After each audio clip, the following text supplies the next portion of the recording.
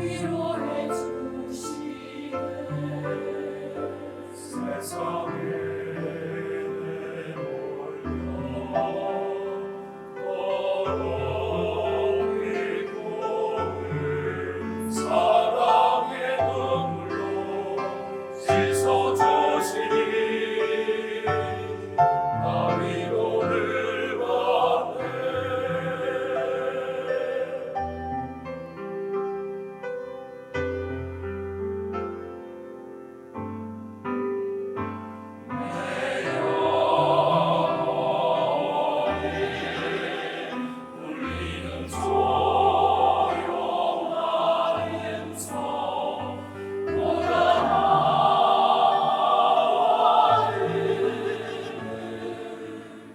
위로해 주시네.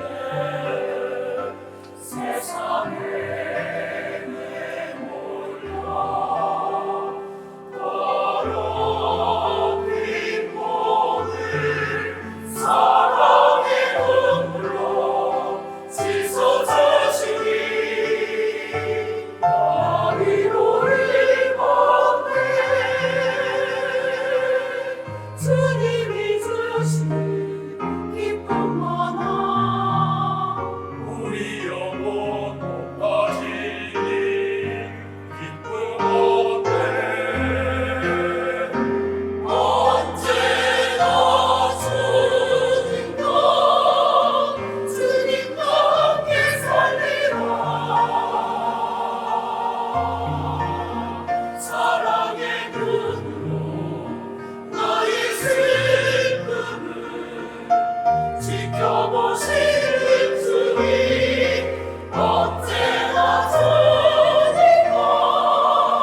주님과 함께 살리라. 나의 곁에서 나를 보시며 나를 만져주소서.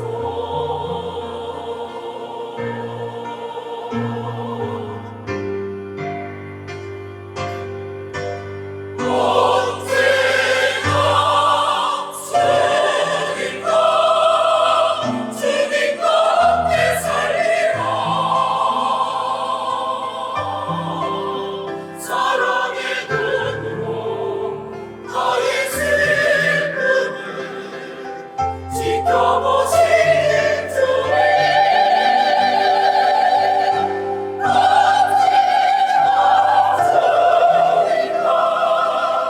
주님과 함께 살리라.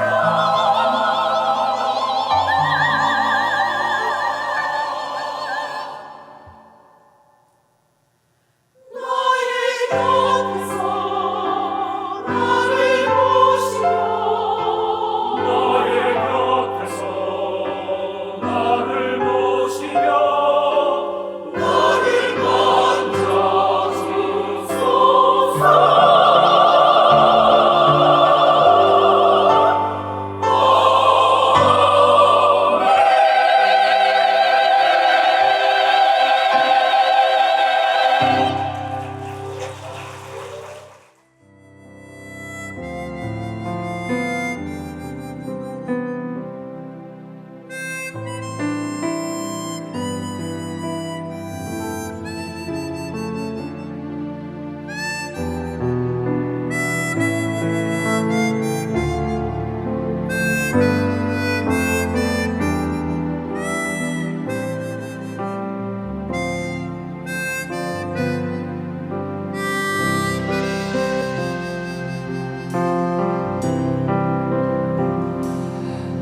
샬롬 샬롬 샬롬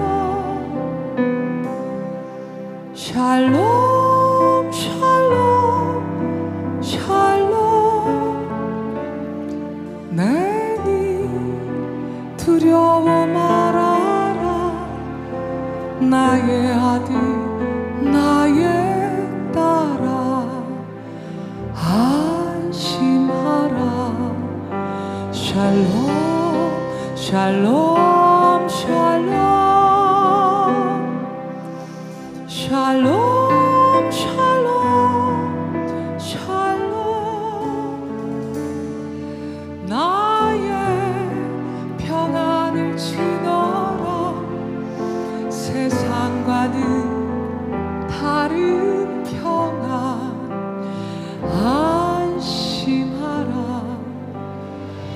샬롬.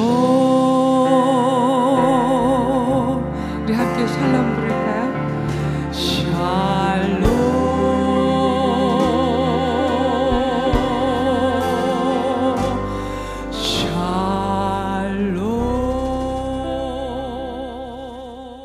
선처치 배들께 오신 여러분들을 환영합니다. 우리 옆 사람과 인사합시다. 샬롬. 예. 예, 우리가 보통 그 샬롬, 평화를 서로 빌어주는 이 인사를 할 때 한 번 하잖아요, 우리는. 유대인들은 원래 습관적으로 2번을 강조합니다. 그래서 샬롬, 샬롬 이렇게 인사를 하는데 우리 한번 유대식으로 인사를 해보겠습니다. 샬롬, 샬롬. 좀 더 경쾌하고 좋죠? 약간 살랑살랑하는 마음도 들고. 발음 조심하셔야 됩니다. 샬롬 쌍놈이 되면 곤란하니까. 웃자고한 얘기니까 여러분. 샬롬, 인사. 너무 따뜻하고 좋잖아요. 인사란 어떤 의미를 갖습니까? 내가 누구에게 인사하면 난 당신과 관계를 맺고 싶습니다. 나는 당신과 친해지고 싶습니다. 당신에게 내 마음을 엽니다. 무엇보다 나는 당신을 인정합니다. 당신의 존재를 나는 지금 인정하고 있습니다 라고 하는 그런 의미를 갖고 있잖아요. 그래서 우리가 사람들이 만날 때마다 서로 인사를 하는데 제 조카가 결혼하려고 한국에 왔어요. 제가 이제 졸업한 학교 졸업하고 지금 전도사로 섬기다가 일반 직업을 갖고 있는데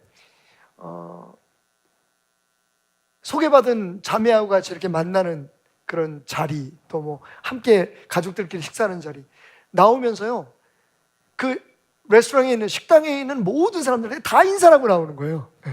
거기서 막 일하시는 분들 안녕하세요, 안녕하세요, 감사합니다. 막. 그러니까 저희는 그게 되게 부자연스럽잖아요. 물론 이제 우리를 서빙한 사람이나 이런 분들에게는 이제 인사를 하고 나오는데 그냥 들어오는 사람하고 눈 마주치면 인사하고 그래서 야, 좀 가만히 있어. 한국 사람들은 왜 인사를 안 하냐요. 사실 미국에서 제일 처음에 어색했던 게 뭐냐면 거기는 지나가다가 이렇게 서로 눈만 마주치면 인사하잖아요. 우리 눈 마주칠 때 인사하면 어떻게 돼요? 어딜 째려? 예. 이게 부자연스러운데 좀 익숙해지면 너무 좋아요. 그냥 이렇게, 당신 나하고 지금 눈 마주쳤잖아. 반가워요. 이 따뜻한 인사 하나하나가 주고받고 오고 가는 인사가 사실은 어떨 때는 우리의 마음을 좀 따뜻하게 해주고 내가 이 세상에서 적어도 이 공간에서는 인정을 받는구나 하는 생각을 갖게 합니다. 외국어를 배우면 그래서 인사를 제일 먼저 배우잖아요. Good morning, Guten Morgen, Bonjour, 오하이오 고자이마스, 니하오. 굉장히 많은 인사들이 있는데 여러분 그 인사마다 이야기가 있다는 걸 아십니까? 이민진 그 작가가 쓴 모든 단어에는 이야기가 있다라는 책을 읽어보면요, 여러 챕터 가운데 인사에 대한 그 챕터가 있어요. 우리는 그냥 서로 그 문화의 그 형편에 인사를 나누기 위해서 배우는 인사들인데 다 스토리가 있더라고요. 예를 들면 이미 우리가 알고 있는 인사들 있죠. 안녕, 안녕하세요. 우리나라의 그 안녕하세요라는 안녕이라는 말은 원래 중국에서 그 국가적이나 사회적으로 평안함을 뜻할 때 사용하는, 그래서 그 나라가 안녕했다 뭐 이렇게 쓰는 말이 우리나라에 들어와서 아침 인사 혹은 평소에 하는 인사가 된 거예요. 안녕하세요. 근데 왜 그런 인사를 쓰게 됐을까요? 그 이유는요, 하도 외적의 침입이 많고 또 여러 가지 그 난들이 많다가 보니까 밤새도록 안녕할 수 있는 상황들이 아니었던 거죠. 평안하지 않은. 그래서 아침에 일어나면 처음 볼 때 만날 때마다 지난밤에 괜찮았어? 라고 하는 의미에서 서로 하게 된 인사가 안녕이라는 거죠. 일본 분들을 보시면, 우리 교회도 일본 성도님이 계신데 일본 분들을 보면 인사할 때 이렇게 한 번 안 하고 계속 인사하잖아요. 그죠? 오하이오 고자이마스, 하이. 처음에 그게 되게 친절해 보이고 상냥해 보이는 느낌을 갖고 있지만 거기도 사실은 슬픈 이야기가 있답니다. 왜 일본 분들이 이렇게 한 번 인사를 안 하고 잠깐만 인사를 하게 되는지, 옛날에 무사들이 있을 때 무사들이 무서웠답니다. 그래서 보통 길거리를 지나가다 무사들이 칼을 차고 지나가는데 사람들이 인사를 하잖아요. 그러면 괜히 시비를 건대요. 나한테 인사 안 했지? 인사했는데요. 언제 했어? 나 못 봤는데. 인사했어요. 무사들이 너무 무서워서, 그래서 언제까지 이 사람이 내가 인사했다는 걸 확인할 때까지 계속 인사하기 시작했다. 이거 진짜 역사적으로 기록에 있는 그런 이야기들입니다. 그래서 일본 분들은 인사할 때 여러 번을 인사하는 그런 습관들을 갖게 되었다는 거죠. 그런가 하면 좀 건방져 보이는 인사도 있습니다. 태국 사람들은 팔짱을 끼고 있는 걸 되게 좋아한대요. 우리는 팔짱 끼면 되게 건방져 보이잖아요, 그죠? 만약에 여러분 예배 시간에 다리 딱 꼬고 팔짱 끼고 있으면 저는 뭐야 저거? 뭐 그렇게 생각할 거예요, 그죠? 근데 태국 분들은 이 팔짱 끼는 게 너무 자연스러운 일이랍니다. 그 이유는 영국의 지배를 받을 때 역시 영국 사람들이 주머니에 뭐 가지고 있어? 왜 손을 주머니에 놓고 있어? 칼 있지? 총 있지? 이 시비를 건 거예요. 그래서 나는 지금 당신에게 적대감을 갖고 있지 않습니다. 나는 아무 무기도 갖고 있지 않아요. 평화롭습니다라고 하는 의미를 갖기 위해서 팔짱을 끼기 시작했는데 이게 그 나라의 문화가 된 거죠. 그래서 인사할 때도 팔짱을 끼고 인사를 한다고 합니다. 가만히 보면 그냥 우리가 주고받는 인사인데 그 인사마다 의미가 있는 것 같아요. 그러고 하면 종교적인 의미의 인사들도 꽤 많죠.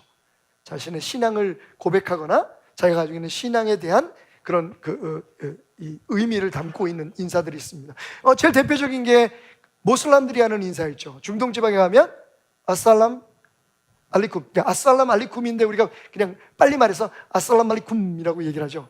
항상 왼쪽 가슴에 오른손으로 자기 심장 위에 손을 얹습니다. 내 가슴에서 우러나는 평화를 당신에게. 근데 그 평화에 뭐가 들어가면 알라의 평화입니다. 내가 믿는 알라 신의 평화가 당신에게 함께 하기를. 아살람 알리쿰. 그러면 인사 받는 사람이 와 알리쿰 아살람이라고 당신에게도 그런 축복, 평화가 있기를. 평화를 비는 거는 유대인들과 비슷합니다. 샬롬이라는 말과 비슷하지만 왼쪽 가슴에 손을 얹고 인사하는 것. 내 가슴에서 우러나는 평강을 당신에게, 알라의 평화가 당신에게. 사실은 좀 안타까운 게 이 모슬람들은 매일 일상성에서 사람들을 만날 때마다 신앙 고백을 하는 거예요. 당신이 누릴 평화는 알라로부터 왔습니다. 그 평화를 내가 당신에게 드립니다.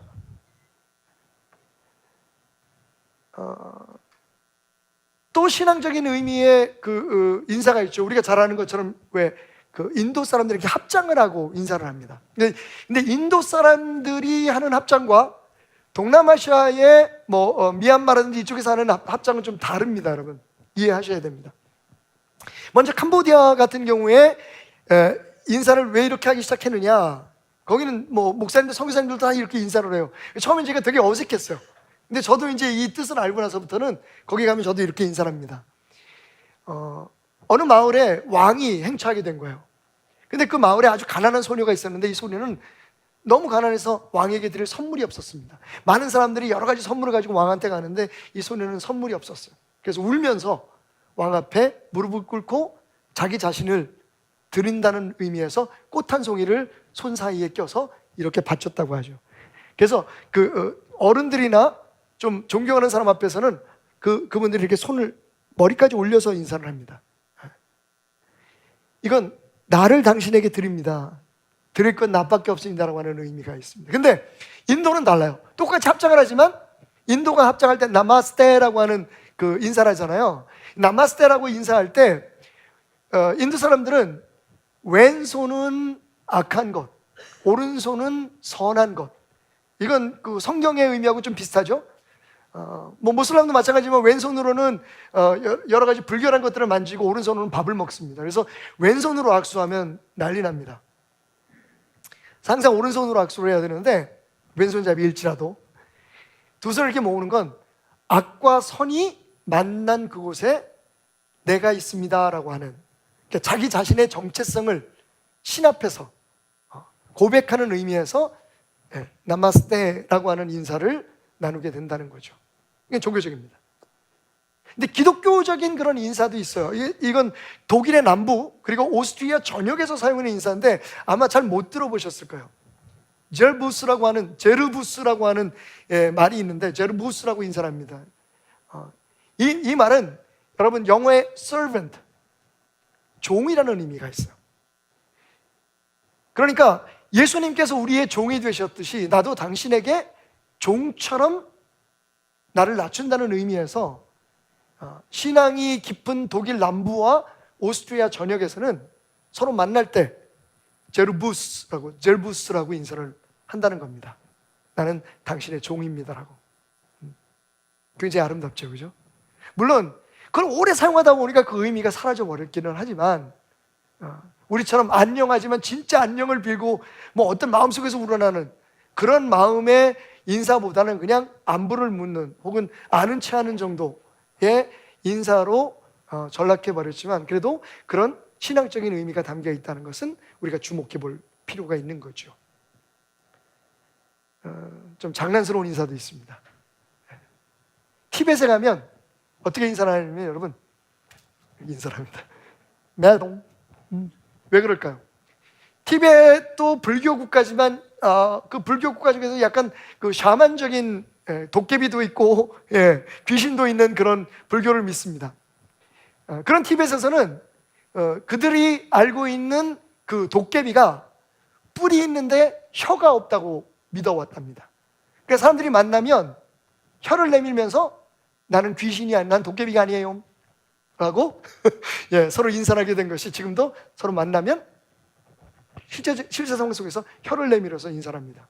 마치 우리가 컴퓨터 들어가서 뭐 인증하려고 그러면 나는 로봇이 아닙니다 이거 체크하는 것처럼 혀를 내밀어서 인사한다는 거죠. 제가 직접 겪은 아프리카에서 좀 더러운 인사가 있습니다. 탄자니아에 갔는데 탄자니아에 가면 여러분이 아는 마사이족이 있어요. 전사들 사자를 창으로 집어 던져서 키가 거의 2m 됩니다. 사람들이. 근데 그분들이 예배 드릴 때 되면 기가 막혀요. 예배를 드리면 이렇게 춤을 이렇게 점프해. 그래서 키가 커는지도 모르겠는데 이만한 창을 들고, 창도 아니고 그냥 나무떼기에 그걸 양을 치고 소를 모으는 그런 이 창을 들고 온몸에 스코틀랜드 사람들이 입는 것 같은 그런 퀼트를 한 그런 옷을 이렇게 천을 감쌉니다. 그리고 그 큰 키로 예수님 찬양 이렇게 하면 저는 완전히 난장이가 된 기분이에요. 점프를 합니다. 근데 처음 우리가 차에서 딱 내리자마자 이분들이 쫙 오더니 얼굴에다가 푹 하고 침을 뱉는 거예요. 근데 진짜 침을 뱉는 건 아니고 소리를 내는 거지만 그래도 좀 튀긴 튀었어. 이 사람들 인사법이에요. 서로 얼굴 만나면 침을 뱉습니다. 그 이유가 뭘까요? 물이 없는 나라잖아요. 물이 너무 부족해서 침을 뱉으면서 서로에게 항상 당신의 삶에 물이 풍부하기를 라고 인사를 한다는 겁니다. 아기가 태어나잖아요. 그러면 동네 사람들이 다 모여서 아기한테 침을 뱉습니다. 그런데 그게 서로를 축복하는 방법인 거죠. 그러니까 그 의미를 알면 사실은 그 인사가 그렇게 뭐 더럽거나 추하거나 이상하게만 느껴지지 않을 거예요. 생각해보세요. 외국 사람들이 왔는데 뭐 만날 때마다 아침 먹었어? 점심 먹었어? 저녁 먹었어? 우리 습관 있잖아요, 그죠? 조반은 드셨습니까, 형님? 이게 왜냐하면 옛날에 먹을 게 없었던 시절에 진짜 밥 한 끼 먹는 게 너무 따뜻했을 때 그때 우리가 했던 인사죠. 안녕하셨습니다. 안녕하셨습니까? 지난밤에 혹시 도적군 안 들어왔습니까? 적들이 침입은 안 했습니까? 밥은 드셨습니까? 이게 우리의 일상의 인사였었죠. 영미권도 마찬가지예요. 굿모닝이라는 말도 마찬가지고, 구텐 모르겐이라는 독일 것도 항상 전쟁이 있고 항상 민난이 있다가 보니까 아침에 멀쩡하게 깨어나는 사람들이 별로 없었던 거죠. 그러니까 그렇게 인사를 할 수밖에 없었다라고 이야기를 합니다. 특이한 인사도 있죠. 하와이에 가면 알로하라고 인사를 합니다. 그죠? 되게 어감도 좋고 들으면 기분이 좋아요. 알로하라고 인사하는데 혹시 여러분 그거 보셨는지 모르세요? 알로하 할 때는 손을 이렇게 샤카라고 하는 인사법을 샤카. 요즘은 왜 락스타들이 그죠? 패스 이렇게 뭐 할 때 이 손가락을 이렇게 하는데 원래 이게 그 하와이의 인사입니다. 알로하 하면서 손가락 두 개를 이렇게 펴서 흔들어 보이죠. 이 뜻이 뭐냐면 옛날 하와이에 사탕수수 밭에서 일하던 그 노동자들이 있었잖아요. 노예들. 그땐 조선에 우리 그 선배님들도 우리 조상님들도 많이 가서 그죠? 애니깽이라고 하는 영화를 혹시 보셨는지 모르겠는데 그런 소설을 읽어보셨는지 모르겠는데 애니깽이라는 배경이 하와이에 가서 거기는 하와이는 아닌가요? 어쨌든 그 사탕수수 밭에서 사탕수수를 걷기 위해서 한국에서 그 배를 태워서 우리 선조들을 많이 일터로 보냈던 일들이 있었습니다. 사탕수수를 베다가 보면 손가락이 잘리죠. 그래서 인사할 때 내 손가락 아직 멀쩡하다고, 적어도 2개는 남아있다라고 이렇게 표시하는 것이 하와이에 굉장히 슬프죠. 근데 또 이런 설도 있어요. 그 하와이 사람들이 그 물에 들어가서 조업도 하고, 그리고 이제 서핑도 하고 그러잖아요. 그래서 물 속에 들어가서 상어한테 손가락을 많이 잘린답니다. 그래서 물 속에 들어갔다 나와서 알로하, 나 아직 살아있어, 손가락 멀쩡해 라고 자기의 안전함을 표현하기 위해서 샤카라고, 실제적으로 검증에 의해서, 고증에 의해서 나온 이야기들입니다. 그게 어디 있을까요? 세계와 반갑다고 안녕, 유다정 씨가 글을 쓰시고 신지수 씨가 그림을 그린 그림책이 있습니다. 여러분들이 그렇게 생각할까요? 우리 목사님은 좀 두꺼운 책 좀 읽지, 공부를 더럽게 하네, 매일 그림만 보고 있어, 5분이면 다 읽을 책만 읽네. 여러분, 할아버지 돼보세요. 손주가 내시면 그림책 가까이 할 수밖에 없습니다. 근데 여러분, 그림책을 보다 보면 우리가 어른들의 책에서는 볼 수 없는 많은 정보들을 얻어요. 지금 제가 말씀드린 게 다 그거예요. 샤카, 알로하, 이런 정보를 어디서 얻겠어요? 자, 이렇게 세상에는 참 많은 인사법들이 있습니다. 그리고 인사 말들이 있습니다. 그렇다면 초대 그리스도인 가운데, 1세기의 그리스도인 가운데 널리 퍼져 있던 특별한 인사법이 있었는데 그것은 무엇이었을까요? 오늘 본문 말씀에 보면 사도 바울이 고린도후서 13장, 고린도에 쓴 편지의 마지막 부분이에요. 마지막 인사를 하면서 이렇게 말합니다. 마지막으로 말하노니 형제들아 기뻐하라. 온전하게 되며 위로를 받으며 마음을 같이하며 평안할지어다. 하나가 되기를 기도하고, 그리고 평안을 빌면서 또 사랑과 평강의 하나님이 너희와 함께, 하나님이 함께 계시기를 원하노라 라고 축복하면서 그 인사법을 이야기합니다. 거룩하게 입맞춤으로 서로 무난하라. 그리고 우리가 그 예배를 마칠 때 우리 목사님들이 하시는 축도의 기반이 됐던 말씀으로 축복을 하죠. 주 예수 그리스도의 은혜와 하나님의 사랑과 성령의 교통하심이 너희와 함께 있을지어다. 약간 워딩에서 차이가 있지만 사실 이게 축도예요. 그렇게 축도를 합니다. 거룩하게 입맞춤으로 서로 인사하라. 근데 여러분, 여기뿐만이 아닙니다. 로마서 16장 16절, 사도 바울이 로마서에도 이런 인사를 남기죠. 너희가 거룩하게 입맞춤으로 서로 문안하라. 그리스도의 모든 교회가 다 너희에게 문안하노라. 그러니까 그 당시에 성도들 사이에는 서로 입맞춤으로 인사하는 이 특별한 인사법이 통용되고 있었다는 거죠. 고린도전서 16장 20절, 모든 형제도 너에게 문안하니 너희는 거룩하게 입맞춤으로 서로 문안하라. 데살로니가전서 5장 26절, 거룩하게 입맞춤으로 모든 형제에게 문안하라. 그런데 사도 바울만 그렇게 편지에다가 거룩한 입맞춤을 권한 게 아니에요. 사도 베드로는 거룩함 대신 사랑이라는 말을 넣어서 베드로전서 5장 14절에 너희는 사랑의 입맞춤으로 서로 문안하라. 그리스도 안에 있는 너희의 모든 이에게 평강이 있을지어다. 여러분, 제가 작년인가요? 초대교회의 예배에 대해서 여러분과 함께 나눌 때 혹시 초대교회 예배의 그 폼을 여러분들에게 드렸는지 모르겠어요. 신학자들과 성경학자들의 고증에 의해서 밝혀진 초대교회 사람들은 어떻게 예배를 드렸을까? 보면요, 거기에 반드시 빠지지 않는 순서가 있습니다. 예배 순서에. 그게 뭐냐 하면 거룩한 입맞춤으로 인사하는 겁니다. 그러니까 이건 그냥 권하는 게 아니었어요. 인사를 얘기하는 게 아니라 실제적으로 예배 시간에 성도들이 만나면 어디서든지 거룩한 입맞춤, 사랑의 입맞춤으로 서로의 안부를 묻고 서로를 축복했다는 거죠. 그리고 여러분 보셨지만 거룩한 입맞춤이라는 말이 나올 때는 항상 따라오는 단어가 있습니다. 그게 뭡니까? 샬롬이라는, 평강이라는. 그러니까 서로 볼을 맞대고 가슴을 맞대면서 인사하는, 왜 유대인의 인사법 있잖아요.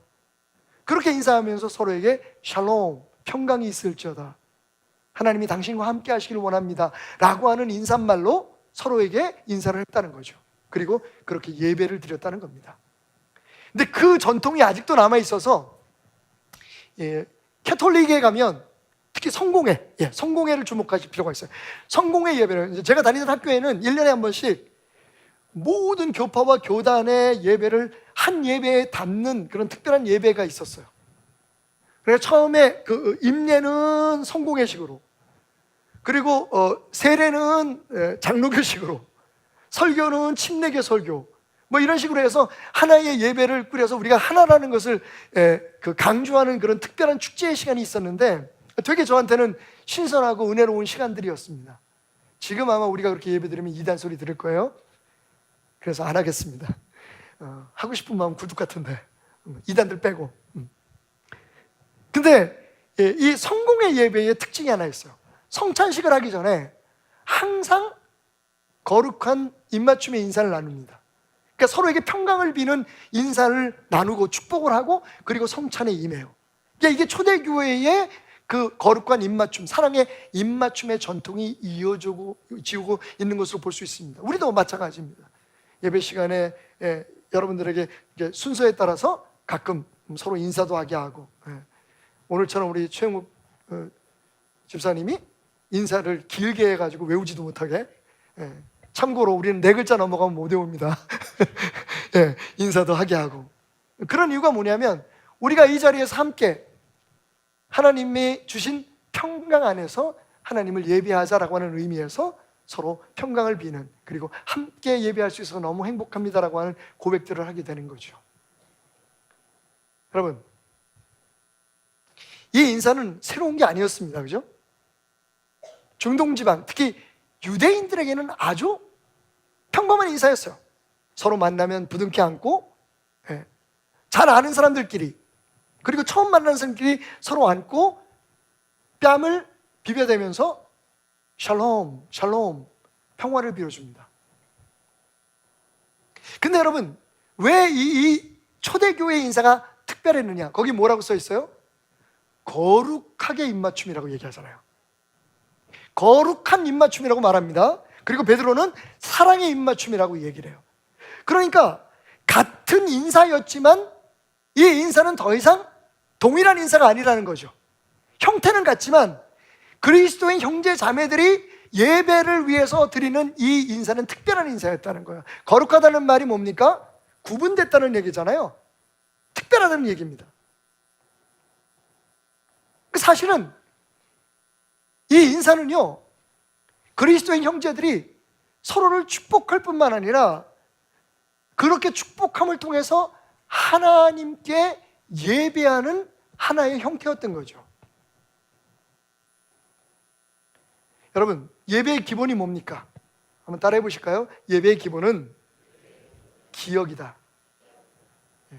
Remembrance예요.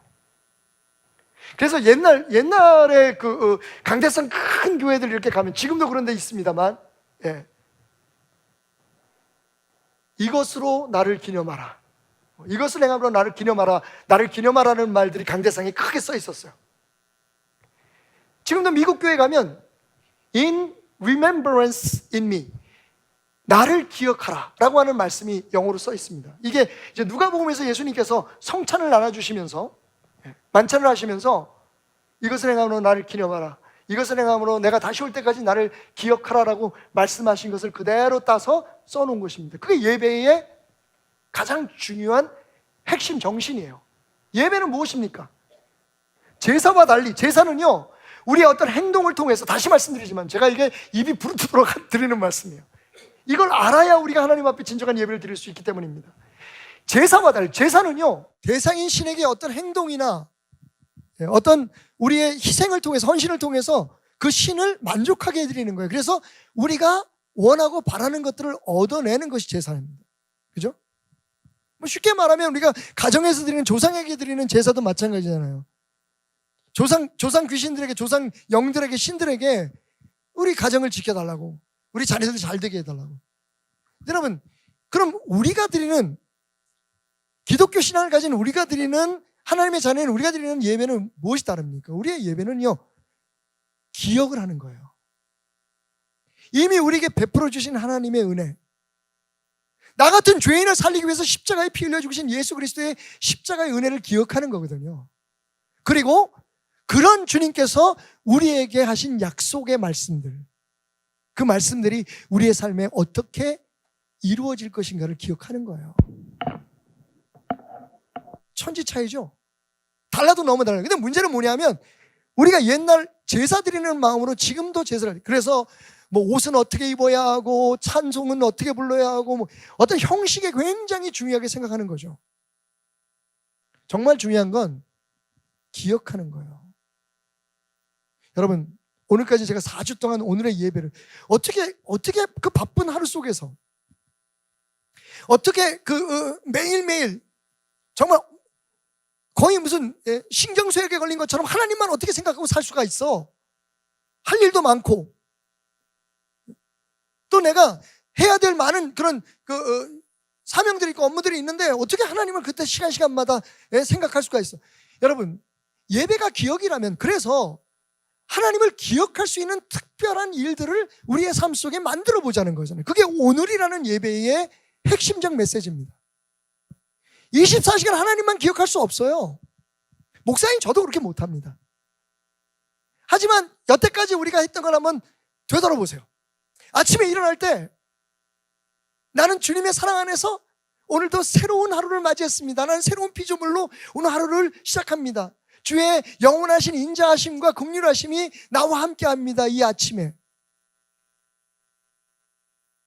혹은 여러분들이 습관적으로 하는 것처럼, 하나님 안녕하셨어요? 오늘 아침도 주님을 뵙습니다. 여러분, 그렇게 누구든지 아침에 일어나잖아요. 그죠? 아직도 안 일어나신 분들은 교회에 못 오신 분들이고요. 누구든지 아침에 일어나면 인사를 나눌 수 있잖아요. 그러면서 하루를 하나님을 기억하자는 거예요. 오늘 하루가 하나님이 내게 주신 또한 특별한 축복의 날이라는 걸. 그리고 여러분, 식사 시간에 기도하자 그랬잖아요. 지금처럼 하는 것처럼 하나님 먹을 거 주셔서 감사합니다 아멘하고 끝나지 말고, 정말 하나님이 나와 함께 하시며 이 모든 음식들을 통해서 내게 이 땅에 축복의 통로가 되는 사명을 주셨다는 것을 기억해내자는 거잖아요. 제가 말씀드리는 모든 것들은 기억하자는 거예요. 그런 기회를 만들자는 거예요. 그런 것들이 늘어나면 늘어날수록 우리의 하루는 주님과 함께하는, 주님을 더욱더 기억하는 예배의 하루가 되는 거죠. 또 기억하십니까? 지난주에는 제가 버스 놓쳤을 때 이 기회를 놓치지 마라. 우린 두 가지로 반응할 수 있어요. 아, 재수 없어. 아, 기분 나빠. 아, 짜증나. 그런데 한편에 또 다른 선택이 있어요. 하나님, 버스를 놓쳤지만 다음 버스를 기다릴 수 있도록 도와주셔서 감사합니다. 여러분, 제가 말씀드렸죠. 우리의 예배를 가장 방해하는 게 뭐라고요? 중간중간 울리는 핸드폰이 아니에요. 교회의 형편이나 상황이 아닙니다. 사실 우리 기분이에요. 그 대표적인 케이스가, 여기 장로님들 우리 함께 하시는데 우리 김도환 장로님이나 박희선 장로님, 우리가 아프리카 간 적이 있었어요. 예배를 드리고 내려오는데 그 예배 드리는 시간에 비가 엄청 왔어요. 마이크 소리가 들리질 않아요. 설교를 할 수가 없었어요. 갑자기 비가 쏟아지는데 지붕은 양철이었어요. 와, 갑자기 어두워지고 비가 쏟아지는데 그 양철, 거기서 뭐 할 거 다른 거 없어. 그냥 춤추고 노래하는 거야. 우리 장로님들이 나가서 막 춤을 추면서 얼마나 신나게. 그날 저녁에, 그 다음날 아침에 밖에 나왔는데 파스 냄새가 진동을 하는 거야. 우리 장로님들이 전부 다 서로 파스 붙여주고, 뭐 그때 김영식 장로님, 뭐 김도환 장로님, 그때 무슨 일이 벌어진 줄 아십니까? 예배를 드리고 나오는데 버스가 그냥 빠져버린 거예요. 옆에 이렇게 모두 다 비포장이잖아요. 거의 산길을 막 올라서 교회를 갔는데 그 사이에 비가 와가지고 땅이 물러져서 진흙탕에 버스가 빠졌는데 거의 넘어집니다.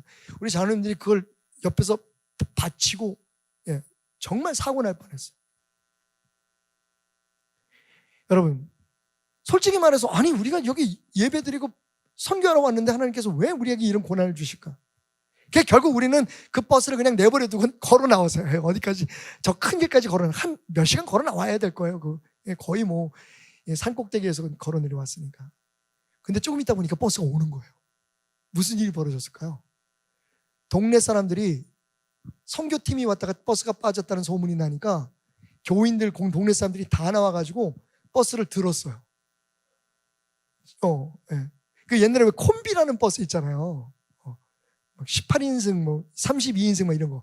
그걸 동네 아이들, 어른들이 다 와가지고 버스를 진짜 들어가지고 길에다가 제대로 올려놓은 거예요. 그래서 우리가 버스 타고 왔어요. 근데 여러분, 그렇게 버스가 빠지고 예배를 망치고 저는 설교 준비했던 거 다 설교 하나도 못했어요. 그런데 누구도 불평하는 사람이 없었어요. 파스를 붙이고 서로 두들겨주고 주물러 주면서도 찬송을 부르는 장로님들을 보면서 이게 진짜 우리 마음에서 우러나는 기쁨이구나. 여러분, 상황, 환경 그것 때문에 우리의 기분이 상해서 예배를 못 드린다. 그건 예배 실패한 거예요. 북한에 있는 우리 사랑하는 형제들은 어떻게 예배를 드릴까요? 걸리면 바로 죽는데.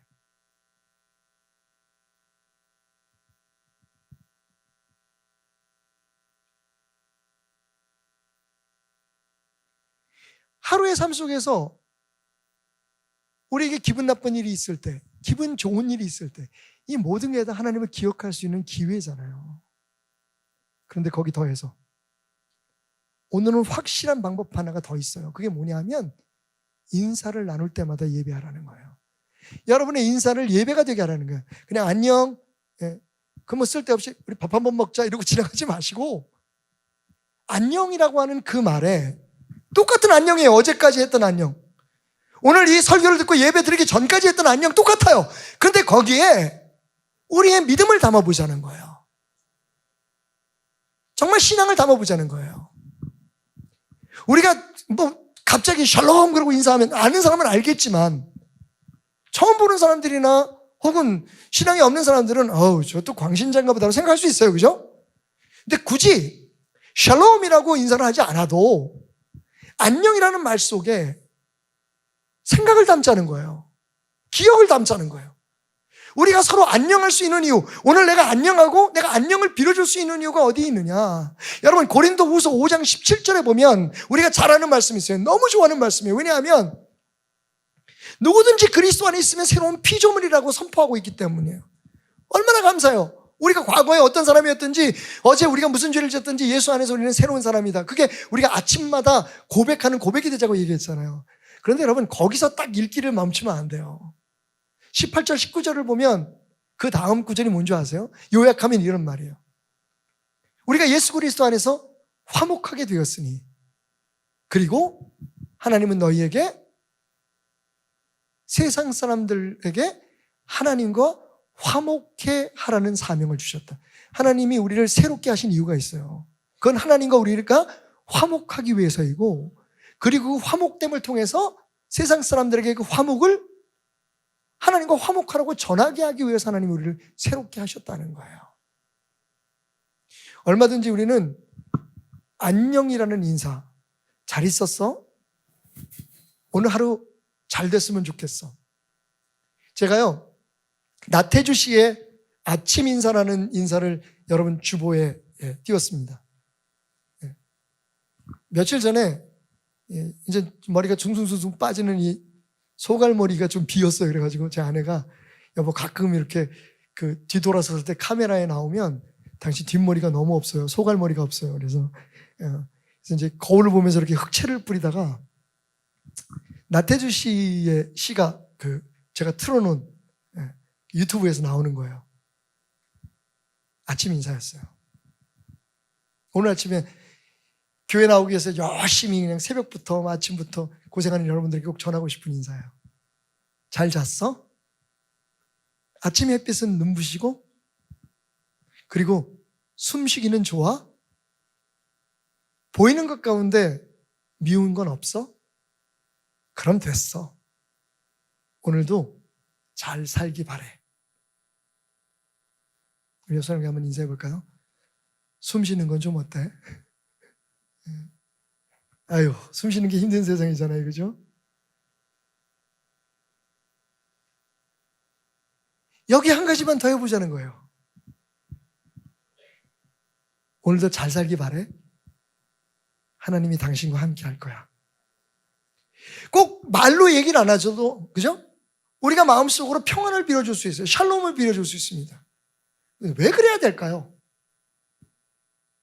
오늘 하루를 예배로 만들기 위해서 뿐만 아니라 이게 예수님께서 예수님의 제자된 사람들에게 부탁하시고 명령하신 것이기 때문입니다. 여러분, 마태복음 10장을 보면 5절부터 예수께서 이 12를 보내시며 명하여 이르시되 이방인의 길로도 가지 말고 사마리아인의 고을에도 들어가지 말고 오히려 이스라엘 집에 잃어버린 양에게 가라 라고 말씀하시면서 11절 어떤 성이나 마을에 들어가든지 그 중에 합당한 자를 찾아내어 너희가 떠나기 전까지 거기 머물며 또 그 집에 들어가면서 평안하기를 빌라. 샬롬하고 인사를 하라는 거예요. 그 집이 이에 합당하면 너희 평안이 거기 임할 것이고 만일 합당하지 아니하면 그 평안이 너희에게 돌아올 것이다. 이게 예수님께서 제자들을 부르시고 세우시고 제일 먼저 주신 사명이에요. 병 고치는 능력 주시고 귀신 쫓아내는 능력 주시고 그리고 그걸 가지고 뭘 하라고 말씀하셨냐면 평안을 빌어주라고 말씀하셨어요. 가서 집집마다 돌아다니면서 기적을 이렇게 대박치라고 얘기하신 게 아니라 평안을 빌어줘라. 그 가정에서 그 평안을 받을 만한 믿음이 있으면 그 집에 평안이 임할 것이고 만약 그렇지 않으면 그 평안을 빈 너희에게로 돌아올 것이다. 여러분, 이 평안을 비는 인사는요 절대로 미치는 장사가 아니라는 거죠. 내가 빈 평안이 그 사람에게 임하면 할렐루야 좋고 만약 그 사람이 그 평안을 받을 자격이 없어서 그 평안이 나에게 돌아오면 그것도 좋고 평안을 비는 축복의 인사는 이 축복의 예배는 절대로 손해보는 일이 없습니다. 이게 예수 그리스도의 제자가 된 우리들에게 주어진 명령이에요. 뭐라고 얘기합니까? 믿는 이스라엘 사람들 중에서 잘 믿는 사람들뿐만 아니라 믿지 않는 사람들 집에도 가라. 어디든지 가서 평안을 빌어라. 샬롬, 샬롬, 샬롬. 당신에게 하나님의 평강이 함께 하시기를. 이 샬롬은 그냥 평강이 아니잖아요. 여러분, 이전에도 이스라엘 사람들은 베드로와 요한과 야고보와 유다 이런 사람들은요 샬롬을 빌어왔어요. 만나는 사람마다 샬롬하고 아침에 가족들과 헤어질 때 샬롬하고 교회 가서 제사장을 만나면 샬롬하고 랍비를 만나면 샬롬하고. 근데 여러분 지금 이 샬롬은 다른 샬롬이잖아요. 그죠? 이전에는 예수와 관계없는 샬롬이었다면 이제는 예수 안에서 드리는 샬롬. 사도 베드로가 얘기한 것처럼 바울이 얘기한 것처럼 예수 그리스도 안에서 당신에게 평강이 함께 하시기를, 예수 그리스도의 사랑이 당신과 함께 하기를. 여러분 이건 신앙의 고백이고 믿음의 축복인 거죠. 그리고 사실은 예수 그리스도의 십자가의 사랑을 증거하는 것입니다. 왠지 아세요? 이 말씀은 꼭 여러분 기억하셔야 돼요. 이 샬롬이라는 말의 의미입니다. 제가 이번에 설교를 준비하면서 샬롬이라는 말의 의미를, 예전에 제가 샬롬에 대해서 설교를 한 적이 있어요. 그때 뭐라고 말씀드렸냐면 이 샬롬은 그냥 하늘에서 떨어지는 은혜가 아니다. 이 평화는 처절한 투쟁과 어떤 노력의 결과에 의해서 하나님께서 우리에게 주신 열매다라는 말씀을 드렸어요. 근데요, 이번에 또 새로운 사실을 알게 되었습니다. 그런데 그 수고와 처절한 싸움이 뭔가, 내용이. 이 샬롬이라는 말에 어근을 찾아봤습니다. 이 샬롬이 어디서 왔는지. 그랬더니 발음이 비슷해요. 한번 따라해볼게요. 샬람. 샬롬이라는 말이 샬람이라고 하는 말에서 왔는데, 이 샬람이라는 말의 뜻이 뭐냐면 온전하다, 완전하다는 뜻이 있어요. 평화롭다는 뜻이 있어요. 샬롬하고 같습니다. 그래서 샬롬이 거기서 온 거예요. 근데 그 뒤에 따르는 말이 정말 저를 소름 돋게 했어요. 그게 뭔지 아십니까? 빚을 갚다.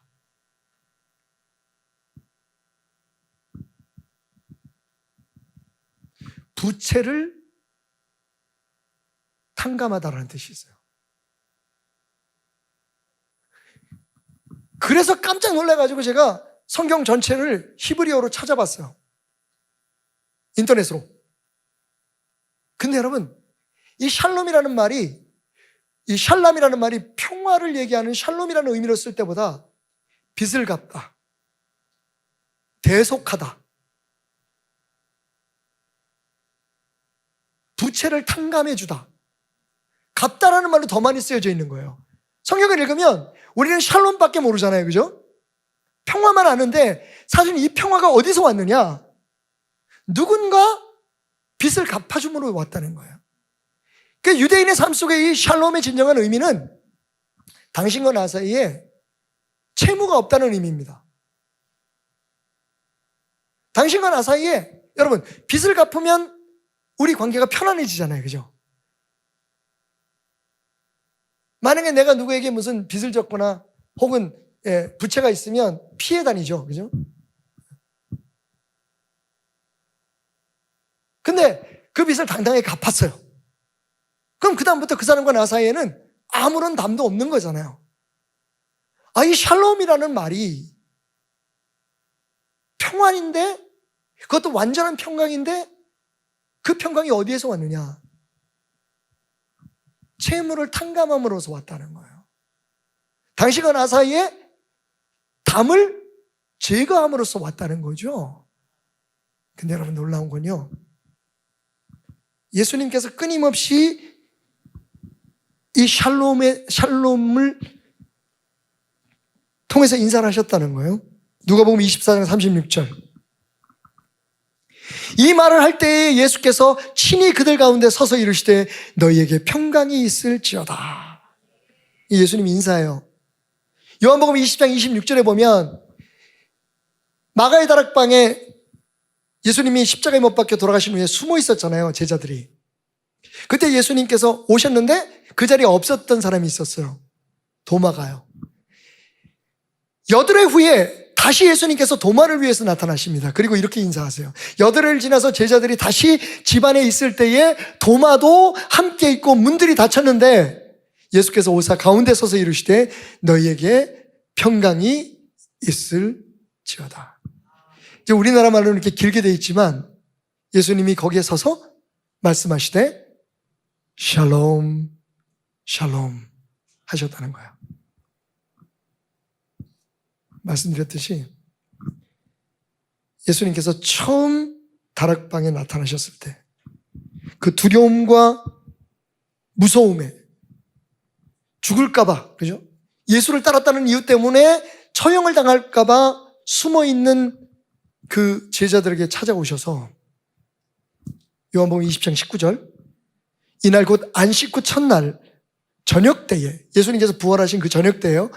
제자들이 유대인들을 두려워하여 모인 곳에 문들이 닫혔는데 예수께서 오다 가운데 서서 이르시되 너희에게 평강이 있을지어다. 여러분, 제가 만약에 성경을 번역한다면 이거 이렇게 해석할 거예요. 예수님께서 오사 가운데 서서 이르시되 내가 너희의 빚을 다 갚았으니 이제 두려워하지 말고 당당할지어다. 여러분, 예수님께서 평강을 선언하신 이 순간부터는 평강의 의미가 달라진 거예요. 그리고 원래 이스라엘 백성들이 왜 그 인사를 하게 되었는지를 이제 알게 된 거예요. 여러분, 샬롬이라는 말은, 이 인사는요, 예수 그리스도의 대속의 은혜로 말미암아 당신과 나 사이에, 하나님과 나 사이에, 나와 나 사이에 사라져버린 담을 이야기하고 있는 거예요. 부채를 이야기하고 있는 거예요. 그걸 우리는 대속의 은혜라고 얘기를 해요. 예수님께서 대신 우리의 죄 값을 치르신 거예요. 당신과 내가 미워하고 당신과 내가 서로 거리껴야 될 그 이유를 예수님께서 제거해 버리신 거예요. 제자들은 예수님을 버렸다는 죄책감과 함께 여전히 어쩌면 죽을지도 모른다는 두려움에 사로잡혀 있었겠죠. 예수님 말씀하세요. 괜찮아. 내가 너의 비겁함과 너의 연약함과 그 모든 것들을 다 해결했노라. It is paid. It is paid off. So, shalom. 너에게 평강이 있을지어다.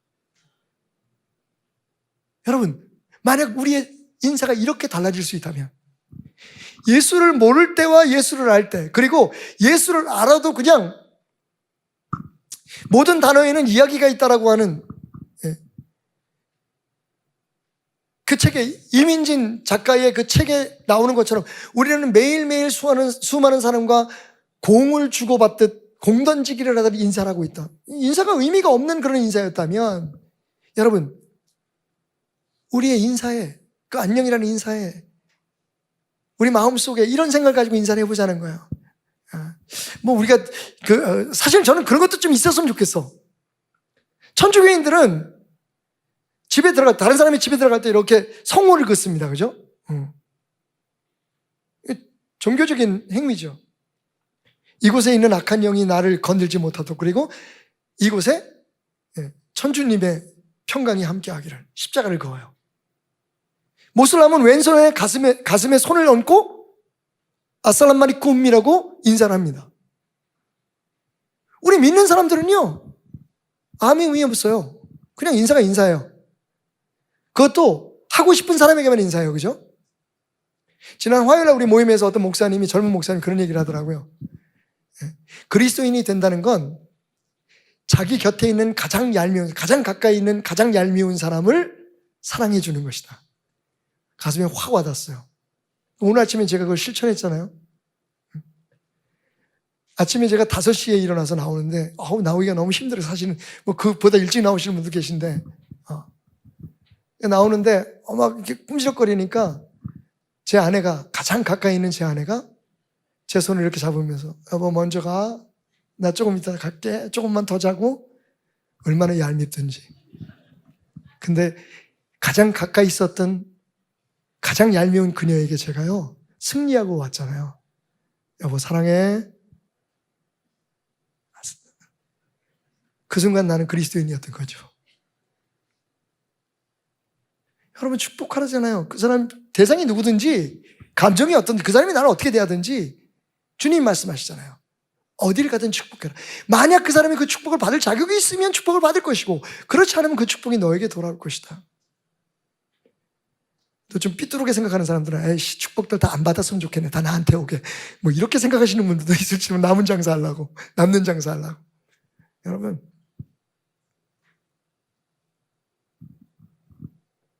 여러분의 그 평범한 인사를 거룩한 입맞춤으로 바꿔보세요.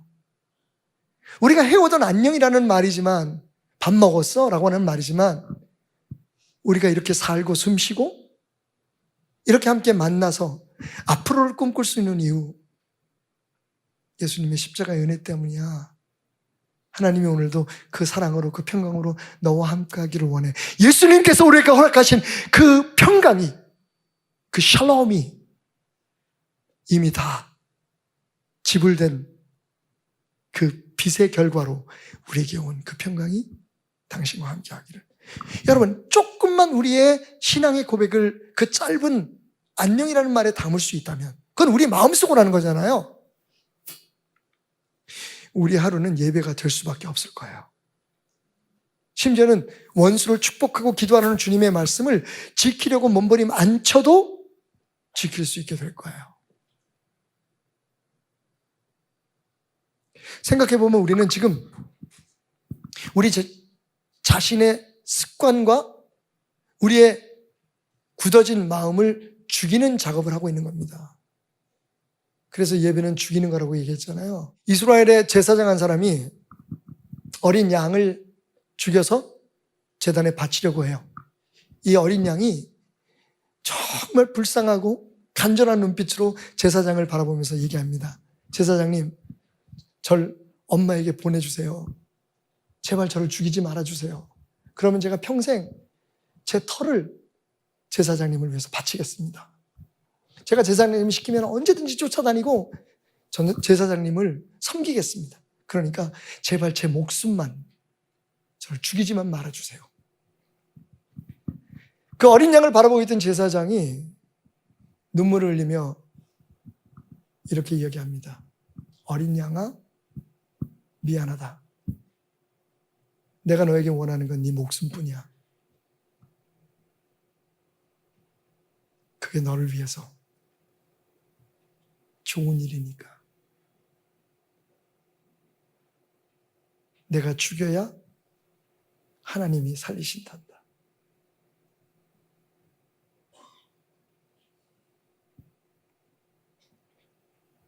목사, 이거 더러운 직업이에요. 사람 죽이는 일입니다. 살려놓으면 하나님이 일을 안 하세요.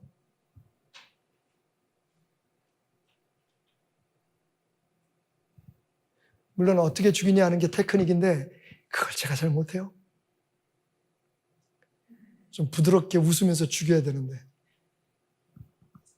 여러분, 하나님 앞에 죽어야 돼요. 무너져야 돼요. 그게 우리들의 문제거든요.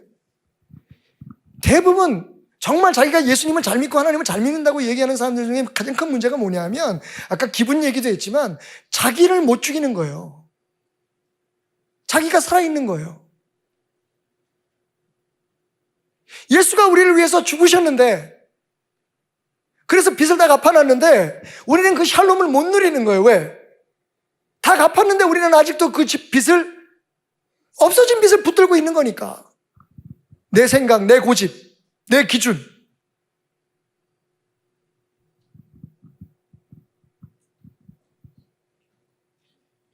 여러분, 여태까지의 습관을 죽이셔야 돼요. 바뀌셔야 돼요. 그렇게 하나하나씩 바꿔보자고요. 여러분, 이거 할 만한 거 아닙니까? 나만 그렇게 생각하나? 인사하는 거, 거기에 마음을 담아보자는 거예요. 신앙을 담아보자는 거예요, 우리도. 안녕? 하나님이 당신을 안녕하게 하셨어. 그렇게 말을 안 해도. 당신은 오늘 하루가 평안하기를 원해요. 아니면 알아들을 만한 사람이 샬롬이라고 얘기하면서, 샬롬이라는 게 무슨 뜻인지 알지? 하나님의 평강이 당신과 함께 하시기를. 여러분, 그렇게 우리가 만나는 사람마다 인사를 한다면, 아니, 다는 못해도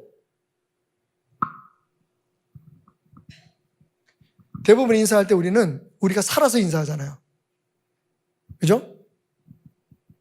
가끔 보면 절대로 자기가 먼저 인사 안 하는 사람이 있어. 제가 한번 물어봤어요. 왜 그러냐 그랬더니 당신은 그렇게 배웠대요. 나 먼저 인사하면 안 된대. 그러니까 알고 나니까 그래서 매번 그분 보면 제가 먼저 가서 인사해요. 그럼 또 인사를 잘해. 그게 아주 몸에 배버린 거예요. 내가 먼저 인사하면 그 사람보다 낮아지는 것처럼 느껴지는 거죠. 마치 술잔으로 건배할 때 밑에다 대고 위에다 대는 것처럼. 좋지 않은 예다. 우유잔을 건배할 때. 괜찮아요. 예. 여러분, 그렇게 하나님 앞에 우리가 하나님을 받아들이지 않고 하나님의 역사하심과 인도하심과 그분의 대속의 은혜로 우리에게 주어진 그 샬롬을 받아들이지 않고 하나님을 믿으면 하나님 헛믿는 거죠. 구원이야 받겠지만. 그 말이잖아요. 그리스도인이 된다는 건 내게 가장 가까이 있는 가장 얄미운 사람까지도 사랑해 줄 수 있는 거예요. 그건 나를 죽여야 가능한 거잖아요. 지금 저는 아침에 일어날 때, 그리고 식사 기도를 통해서 힘들고 어려운 일들, 기분이 막 상하고 불쾌해질 때, 그리고 매일매일 만나는 사람들과 인사를 나눌 때,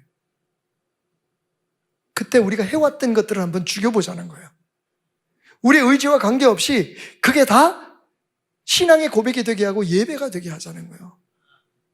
그게 예수님께서 우리에게 부탁하신 일이고, 예수님께서 왜 하필이면 여러분 예수님 부활하신 후에 그렇게 두려움과 미안함에 떨고 있는 사람들에게 나타나서 제일 먼저 하신 말씀이 짜잔 놀랐지 그렇게 말씀하지 않으시고 샬롬, 야 내가 다 빚 갚았어. 너의 모든 죄는 내가 십자가에서 해결했노라 말씀하셨을까요?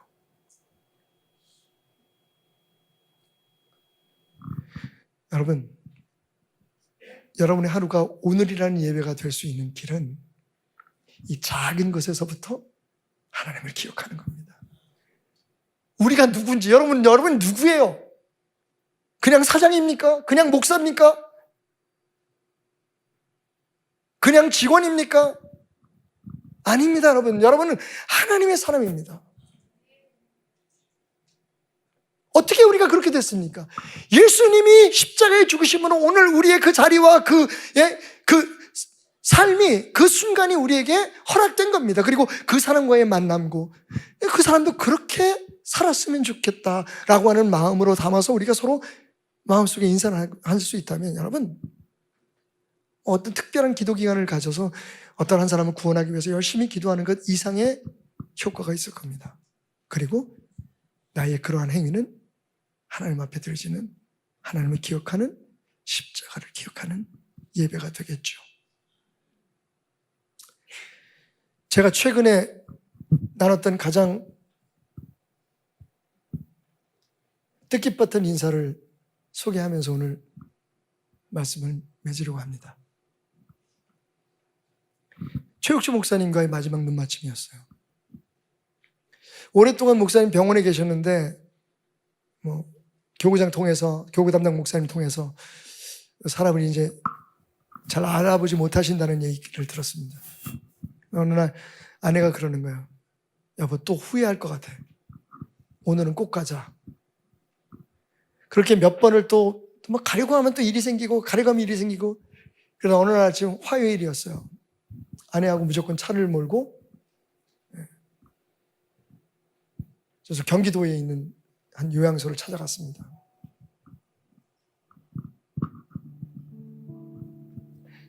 최욱주 목사님 누워 계셨어요. 제가 32년 전에 베들교회 올 때 여기 계시는 우리 박용화 목사님, 박순희 목사님 비롯해서 우리 김영송 목사님, 저분들의 도움이 아니었으면 제가 여기 서 있지도 못하죠. 뭘 알았겠습니까? 지금도 그렇지만 참 많이 부족했어요. 선배님 되시고 어른 되신 저분들에게 막 소리도 지르고 답답하니까. 그 철없던 시절 저를 지켜주셨던 분들이에요. 많은 분들이 하늘나라로 가셨지만 그 중에 최욱주 목사님을 제가 항상 기억하는 건 항상 똑같으셨어요. 거의 감정의 변화가 없으셨어요, 이분은. 그리고 들려오는 소리가 힘들고 어려운 사람들, 우리 교구장님들 다 그러셨지만 힘들고 어려운 사람들 집에 빈손으로 가는 적이 없다는 이야기를 들었어요. 당신도 어려운데 마음으로는 많이 존경했죠. 끝까지 곁에서 정말 저에 대해서 불평이나 당신 마음속에 왜 어른의 입장에서 보면 얼마나 한심스러운 게 많았겠어요. 내가 지금 들어봐도 부끄러운데.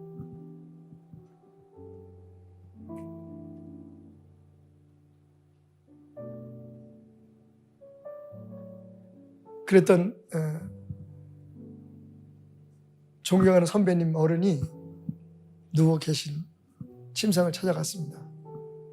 그리고 귓가에 대고 박탄환 목사, 김정희 사모 왔어요. 그랬더니 그 감고 있던 눈을 탁 뜨시는 거예요. 여전히 말씀을 하시지 못했지만 그 눈에서 눈물이 쭉 흘러내리셨어요. 때로는 제 아내가 저보다 더 담대할 때가 있는 것 같아요. 목사님 손을 꼭 잡더니 박덕종 목사님이 하늘나라에서 기다리고 있어요. 목사님 빨리 오래. 고생하지 마시고 그렇게 가고 싶었던 그 나라에 가세요. 제가 누가 들어 이 사람아. 그냥 그렇게 얘기하고 싶었어요.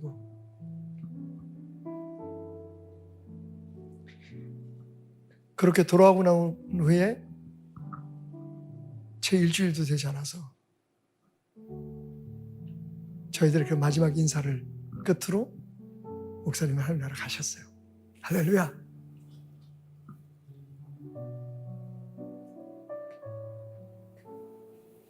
그때 느낌은 있었지만 그게 마지막 인사가 될지 저희는 몰랐어요. 여러분, 왜 사도 바울은 편지 끝에 항상 이 거룩한 입맞춤으로 인사를 하라고 했을까요? 왜 서로에게 평안을 부르자고 했을까요? 사도 바울은 어쩌면 느끼고 있었을지 몰라요. 이게 마지막 편지, 당신들과의 마지막 만남이 될지도 모르겠다.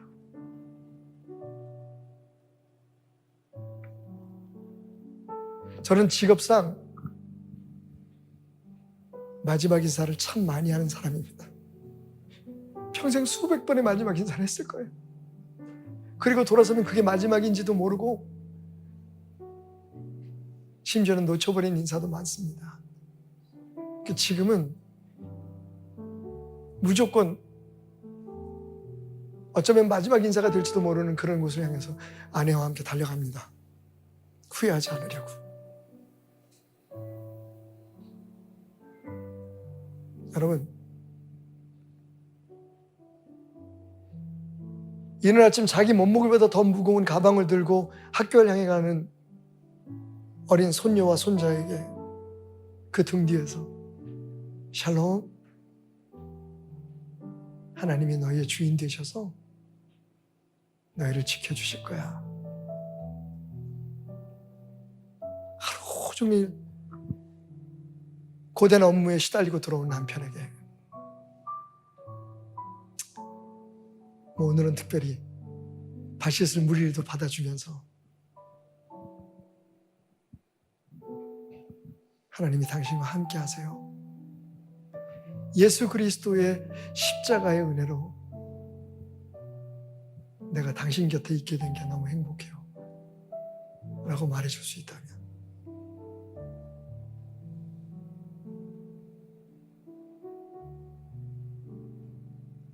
여러분, 그거 제일 연습하기 좋은 데가 어딘지 아직 알려드릴게요.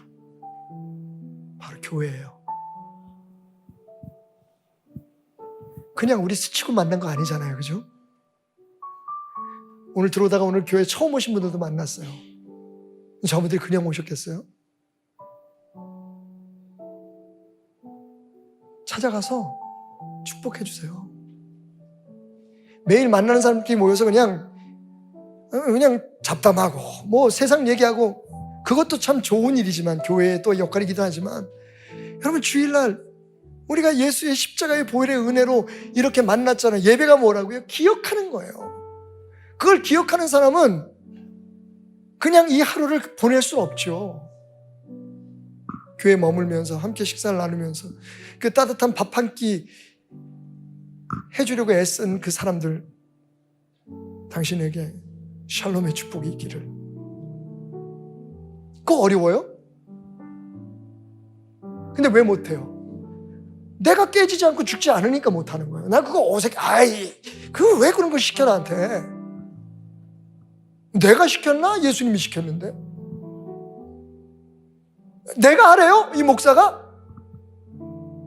주님이 하라는데. 정말 처음 보는 사람 일부러라도 찾아가서 우리 공동체에 잘 모이고 재식들 모이는데 우리끼리만 모여서 그렇게 잔치하지 말고, 그 모임 갖기 전에, 모임 가질 때 되면 다들 가잖아요. 그러니까 이 예배 끝나고 난 다음에 오늘 처음 본 사람 없나? 처음 보는 사람 지나가는 보이잖아요. 한 번도 말도 안 섞어본 사람 있으면 그냥 손잡고 우리는 통하잖아요. 샬롬. 그런 거 한 번 인사해 주면 대박이겠다 정말. 난 그거 못해서 예수 못 믿겠대.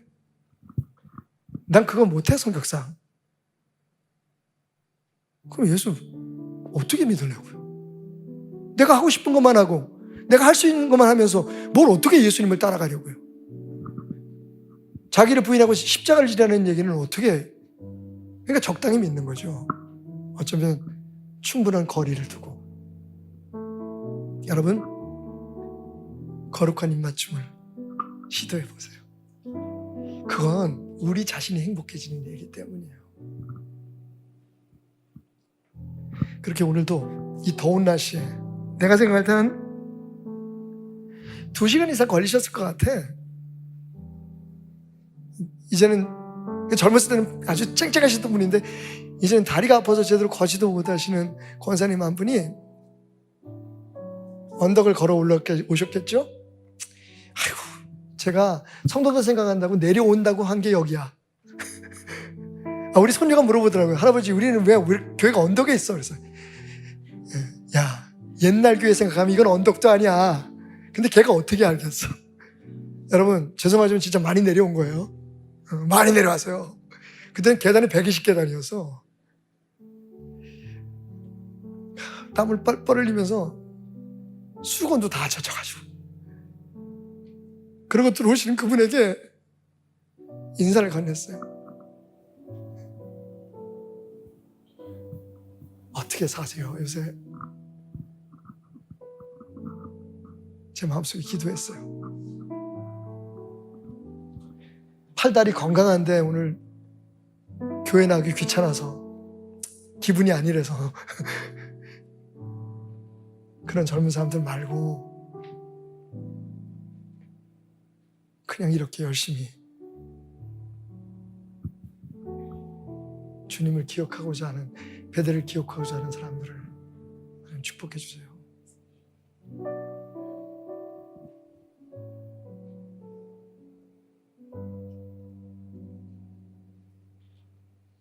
샬롬.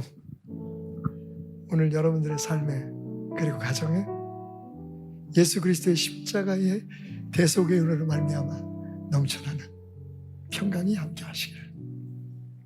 우리 옆 사람에게 한번 인사합시다. 샬롬 샬롬. 우리 믿음 안에서 이렇게 한번 고백해 볼까요? 잘 될 거야. 하나님이 그렇게 약속하셨으니까. 아멘.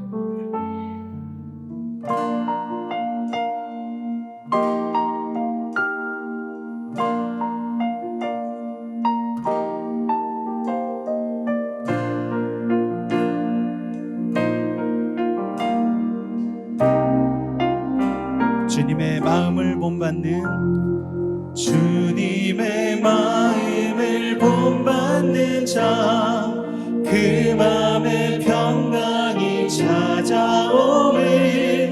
험악한 세상을 이길 힘이 하늘로부터 임함이로다. 주님의 마음 본받아 살면서 그 거룩하신 나도 이루리.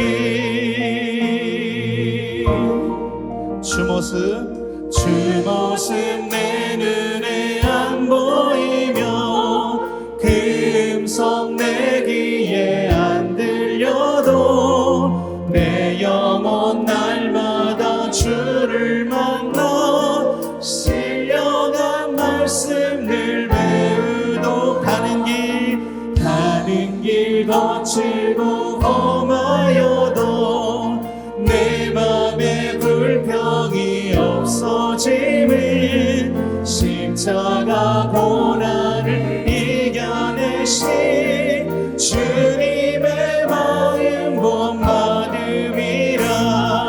주님의 마음 본받아 살면서 그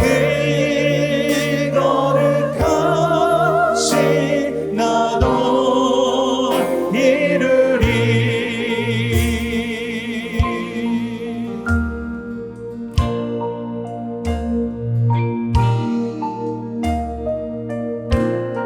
가사의 내용처럼 주님의 마음을 본받아 살면서 그 거룩하심을 오늘 이 시간 우리도 이루는 귀한 은혜가 있기를 원합니다.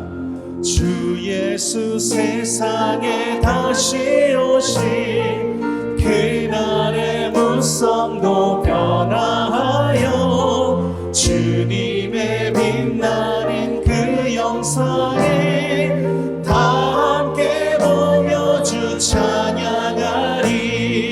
주님의 마음 본받아 살면서 그 거룩하신 나도 이루 주님의 마음을 주님의 마음 본받아 살면서 그 거룩하신 나도. 우리 한 번 더 마지막으로 주님의 마음 주님의 마음 본받아 살면서 그 거룩하신 나도 이루리.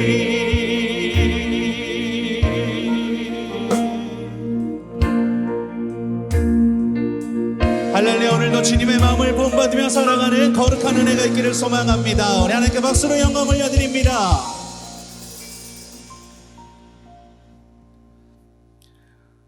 오늘도 이 시간 기쁘게 주님을 찬송하며 나가기를 원합니다. 내 영혼에 만족되신 주님, 그 이름을 높여 찬양합니다. 우리 다 같이 일어나서 하나님께 기쁜 마음으로 박수치며 이 시간 찬양으로 영광 올려드리겠습니다.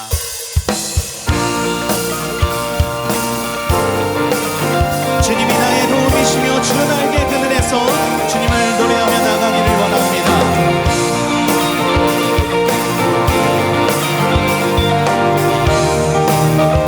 찬양합니다. 내 영혼에 만족되신 주님, 주 찬송합니다. 주 나의 도움 되시며 주 날개 그늘에서 노래하니. 내 영혼에 만족되신 주님, 주 찬송합니다. 주 나의 도움 되시며 주 날개 그늘에서 노래하니.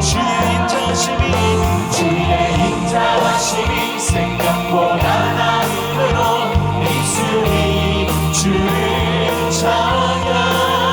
내 평생에 주를 영원히 송축하며 내 손이 높이는 주의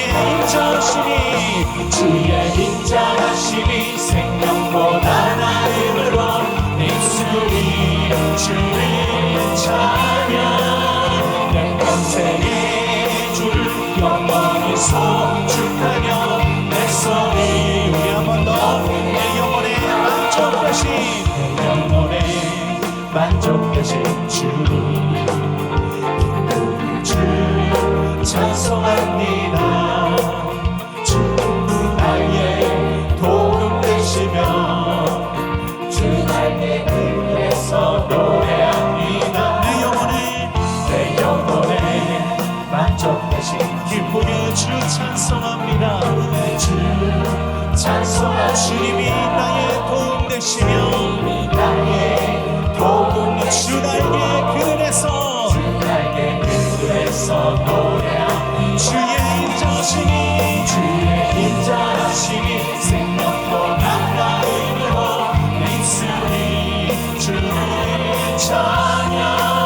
내 평생에 주를 영원히 송축하며 내 손이. 우리 아버지여. 주의 인자하심이 생명보다 나음으로 입술이 주를 찬양. 내 평생에 주를 영원히 송축하며 내 손이. 처음부터 다시 한번 하겠습니다. 우리 이번에 여성분들이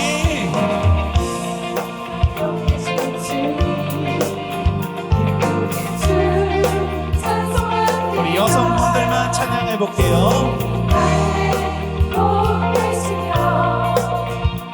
이번에는 남성분들이 찬양합니다. 내 영혼에 만족되신 주님 주 찬송합니다.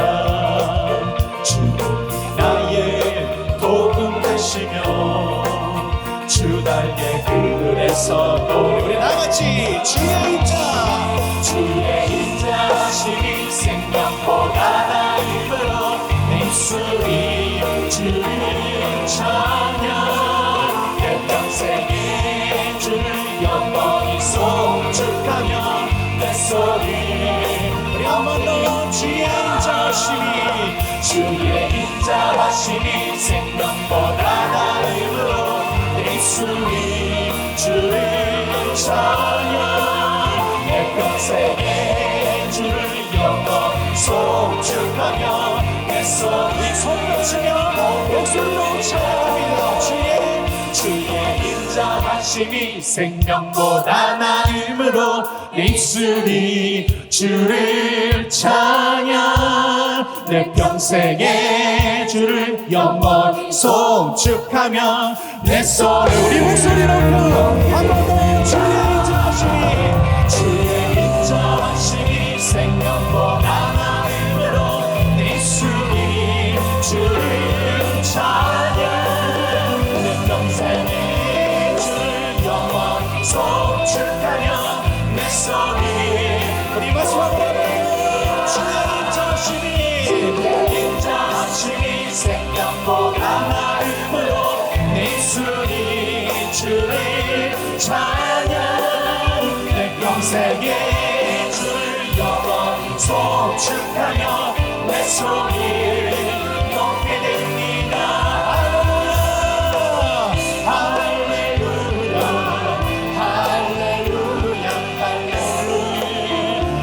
할렐루야 할렐루야 할렐루야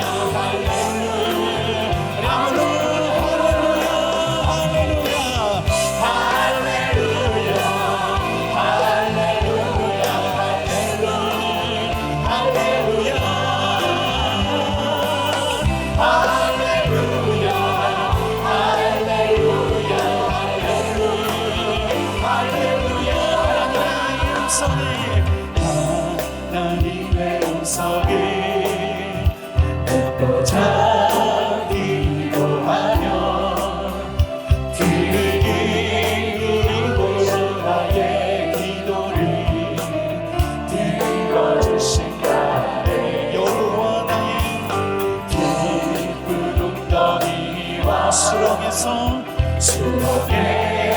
끌어오시고 나의 발을 반석 위에 세우시사 나를 튼튼히 하셨네. 새 노래로 부르자 랄라라 하나님께 올릴 찬송이 새 노래로 부르자 하나님 새 노래로 부르자 새 노래로 부르자 랄라라 하나님께 올릴 찬송이 새 노래로 부르자 하나님 주를 찬양합니다. 주를 의지하고 교만하지 않으며 거짓에 치우치지 아니하며 복이 있으니 여호와 나의 주 크신 권능의 주라 권능의 주 그의 크신 권능으로 우리들을 사랑하여 주십니다. 사랑하여 주시네. 새 노래로 부르자 랄라라 하나님께 올릴 찬송이 새 노래로 부르자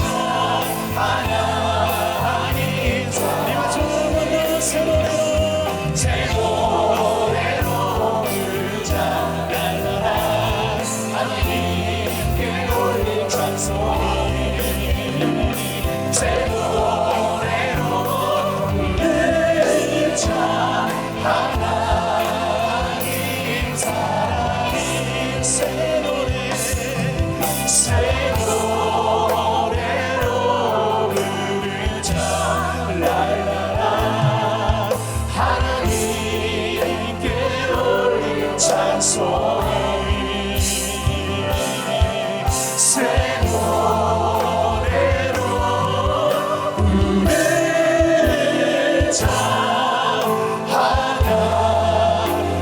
하나님 사랑이 할렐루야. 언제나 새 노래로 주님을 찬양하며 나가기 원합니다.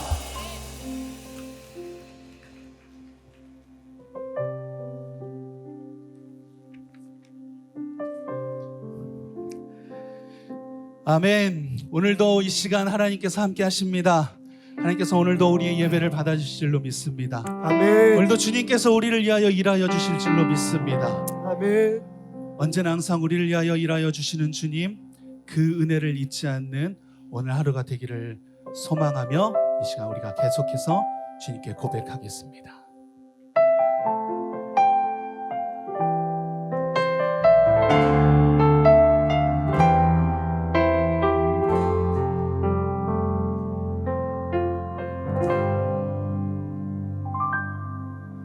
날이 저물어 갈 때 빈들에서 걸을 때 그때가 하나님의 때 내 힘으로 안 될 때 빈손으로 걸을 때 내가 고백해 여호와 이래 주가 일하시네 주가 일하시네 주께 아끼지 않는 자에게 주가 일하시네 주가 일하시네 신뢰하며 걷는 자에게 할렐루야. 주님의 이름을 높여 찬양합니다. 우리 박수로 영광 올려드립니다. 아멘. 우리 같이 한 목소리로 다시 한번 고백하며 나가겠습니다. 날이 저물어 갈 때, 날이 저물어 갈 때, 빈들에서 걸을 때, 그때가 하나님의 때. 내 힘으로 안 될 때, 빈손으로 걸을 때, 내가 고백해 여호와 이래. 우리 모인 이곳에 주님 함께 하십니다. 우리 모인 이곳에 주님 함께 계시네. 누리네 아버지 은혜. 적은 떡과 물고기 내 모든 걸 드릴 때 모두 고백해 여호와 이래. 주가 일하시네 주가 일하시네 주가 일하시네 주께 아끼지 않는 자에게 주가 일하시네 주가 일하시네 신뢰하며 걷는 자에게 주가 일하시네 주가 일하시네 주가 일하시네 주께 아끼지 않는 자에게 주가 일하시네 주가 일하시네 신뢰하며 걷는 우리 자에게 주가 일하시네 주가 일하시네 주가 일하시네 주께 아끼지 않는 자에게 주가 일하시네 주가 일하시네 신뢰하며 걷는 자에게